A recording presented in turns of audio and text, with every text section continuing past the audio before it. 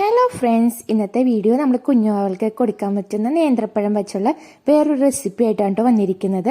അതിനായിട്ട് നമുക്ക് ഈ നേന്ത്രപ്പഴം പുഴുങ്ങിയെടുക്കണം. അപ്പോൾ ഒരു മീഡിയം സൈസ് നേന്ത്രപ്പഴമാണ് ഞാനിവിടെ എടുത്തിരിക്കുന്നത്. നേന്ത്രപ്പഴം സാധാ രീതിയിൽ പുഴുങ്ങിക്കൊടുത്താൽ മടിയുള്ള കുട്ടികൾക്ക് ഈ ഒരു റെസിപ്പി നിങ്ങൾ ട്രൈ ചെയ്ത് നോക്കൂട്ടോ. എന്തായാലും കുട്ടികൾക്ക് ഇത് വളരെയധികം ഇഷ്ടപ്പെടും. ഇനി നമുക്ക് നെക്സ്റ്റ് വേണ്ടത് ഒരു പിടി തേങ്ങയാണ് കേട്ടോ. മിക്സിയിലിട്ട് നന്നായിട്ട് ഗ്രൈൻഡ് ചെയ്തെടുക്കണം. എന്നിട്ട് അതിൻ്റെ തേങ്ങാപ്പാലാണ് നമുക്കിന്ന് ആവശ്യം. വെള്ളം ചേർക്കാൻ നല്ല കട്ട തേങ്ങാപ്പാൽ കിട്ടുമെങ്കിൽ അതാണ് ഏറ്റവും ബെസ്റ്റ്. ഞാനിവിടെ ചെറുതായിട്ട് ഇത്തിരി വെള്ളം ചേർത്ത് കൊടുക്കുന്നുണ്ട്. ഇത്തിരി ചൂട് വെള്ളമുണ്ടോ ചേർത്ത് കൊടുക്കുന്നത്. അപ്പം നന്നായിട്ട് പാല് കിട്ടും. ഇത്തിരി വെള്ളം മതി, നമുക്ക് നല്ല കട്ടപ്പാൽ തന്നെ വേണം. ഞാനിവിടെ അരിപ്പ് വെച്ചാട്ടോ പാലെടുക്കുന്നത്. നിങ്ങൾക്ക് കൈയും വെച്ച് പിഴിഞ്ഞെടുക്കാൻ പറ്റുമെങ്കിൽ അങ്ങനെ എടുക്കാം കേട്ടോ. പഴം പുഴുങ്ങിയെടുക്കാൻ വെച്ച ടൈം കൊണ്ട് നമുക്ക് ഈ തേങ്ങാപ്പാൽ സെറ്റ് ചെയ്തെടുക്കാൻ പറ്റും കേട്ടോ. അപ്പോൾ എൻ്റെ ഇവിടുത്തെ പഴം പുഴുങ്ങി വന്നിട്ടുണ്ട് കേട്ടോ. അപ്പോൾ ഞാനിതൊരു പ്ലേറ്റിലേക്ക് മാറ്റി വെച്ചേക്കാം ചൂടാറാനായിട്ട്. ചൂടാറിയതിന് ശേഷം നമുക്കിൻ്റെ തൊലി റിമൂവ് ചെയ്ത് കളയാട്ടോ. തൊലിയും കളയണം, പിന്നെ അതിൻ്റെ ഉള്ളിലുള്ള ചെറിയ കറുത്ത സീഡ് ഉണ്ടല്ലോ, ആ സീഡും കളയണം കേട്ടോ. കുട്ടികൾക്ക് ആ സീഡ് അത്ര നല്ലതല്ല.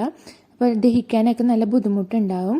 അപ്പോൾ നമ്മൾ അത് കളയുന്നത് നല്ലതായിരിക്കും കേട്ടോ. അപ്പോൾ 1 ഇയർ കഴിഞ്ഞ കുട്ടിക്കൊന്നും അത് വലിയ കുഴപ്പമൊന്നുമില്ല. 1 ഇയറിന് താഴെയുള്ള കുട്ടികൾക്ക് ആ സീഡ് കൊടുക്കാതിരിക്കുന്നതായിരിക്കും ബെസ്റ്റ്. ഞാനിപ്പോൾ അത് റിമൂവ് ചെയ്തുകൊണ്ടിരിക്കുകയാണ്. ഇനിയിപ്പോൾ തൊലി കളഞ്ഞിട്ടുണ്ട്. ഞാൻ ഉള്ളിലത്തെ കറുത്ത പോർഷനോട് കളയണം കേട്ടോ. അപ്പോൾ അതും കളഞ്ഞിട്ട് ഞാൻ ഈ ഒരു സ്റ്റേജിൽ എടുത്തിട്ടുണ്ടെങ്കിൽ നമുക്കിത് ഫോർക്ക് വെച്ചിട്ടൊന്ന് ഉടച്ചു കൊടുത്തിട്ട് വേണം മിക്സിയിലിട്ട് അടിക്കാനായിട്ട്.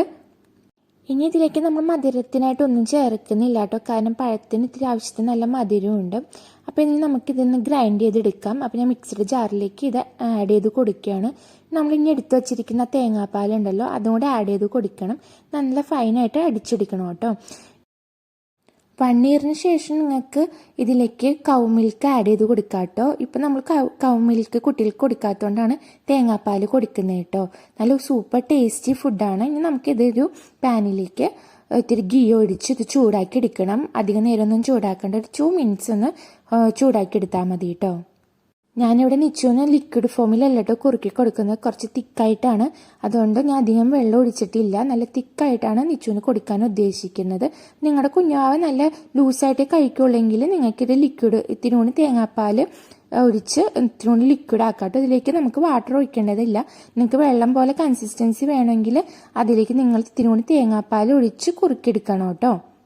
ഇതൊരു സൂപ്പർ വെയിറ്റ് ഗെയിൻ റെസിപ്പിയാണ് കേട്ടോ. വെയിറ്റ് ഗെയിൻ കുറവുള്ള കുട്ടികൾക്ക് മസ്റ്റായിട്ട് ട്രൈ ചെയ്ത് കൊടുക്കാവുന്ന റെസിപ്പിയാണ്.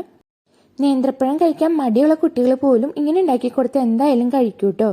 അപ്പം നിങ്ങൾ കുഞ്ഞാൾക്ക് ഇത് ട്രൈ ചെയ്ത് നോക്കുക. ഇഷ്ടപ്പെട്ടാൽ നമുക്ക് കമൻ്റായിട്ട് അറിയിക്കാം കേട്ടോ. അപ്പോൾ ഇത്രയും നമ്മുടെ ഇന്നത്തെ വീഡിയോ എല്ലാവർക്കും ഇഷ്ടപ്പെട്ടിട്ടുണ്ടാവുമെന്ന് വിചാരിക്കുന്നു. ഇഷ്ടപ്പെട്ടാൽ ലൈക്ക്, ഷെയർ, കമൻറ്റ്, ചാനലൊന്ന് സബ്സ്ക്രൈബും കൂടി ചെയ്യാൻ മറക്കരുത്. ബെല്ലൈക്കണോനും ക്ലിക്ക് ചെയ്താലും ഞാൻ വീഡിയോ അപ്ലോഡ് ചെയ്യുമ്പോൾ നിങ്ങൾക്ക് പെട്ടെന്ന് തന്നെ നോട്ടിഫിക്കേഷനായിട്ട് കിട്ടും കേട്ടോ. അപ്പം നമുക്ക് നെക്സ്റ്റ് വീഡിയോ ആയിട്ട് ഉടൻ തന്നെ കാണാം. Okay, bye, see you, by.